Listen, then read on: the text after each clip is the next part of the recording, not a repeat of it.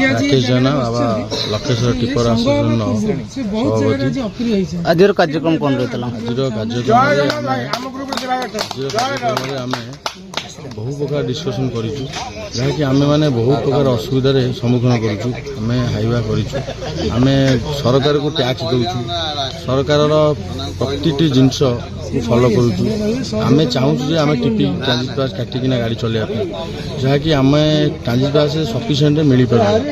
घाट मानक जब transit pass sufficient मिलता आम आज आम गाड़ी आज बहुत अधिकांश फाइन जो हो ह्यूज अमाउंट फाइन हो गोटा फाइन आमर गाड़ी भैल्यूएसन नहीं कर 2 लाख 3 लाख फाइन कर चाहूँ गाड़ी आम सुरखुरी चलाइबा किंतु आम मैंने सरकार को बहुत कोऑपरेशन कर गवर्नमेंट जहाँ रूल रेगुलेशन अच्छी टैक्स दौचु परमिट दौचु गाड़ी फिटनेस अच्छी आमर गाड़ी भी 24 आवर्स चली पारुनी जहाँकि आमको जी सरकार अनुसार 8 घंटा चलियापाई परमिशन मिली आम से 8 घंटा भी गाड़ी चलाऊ।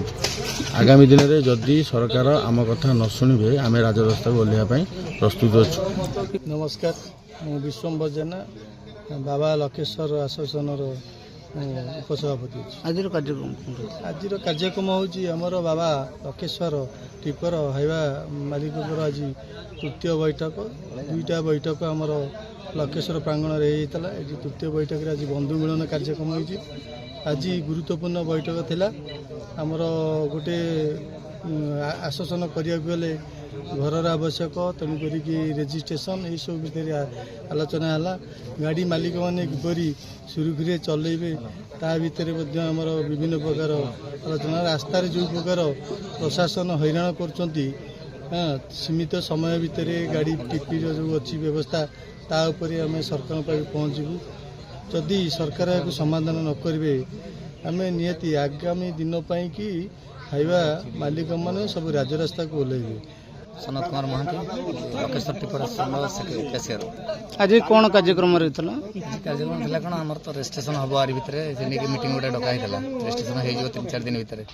आसन कौन एकजुट हो एका बेले कहीं सब तो सम्मुखीन हो हईराण सम्मुखीन सब हो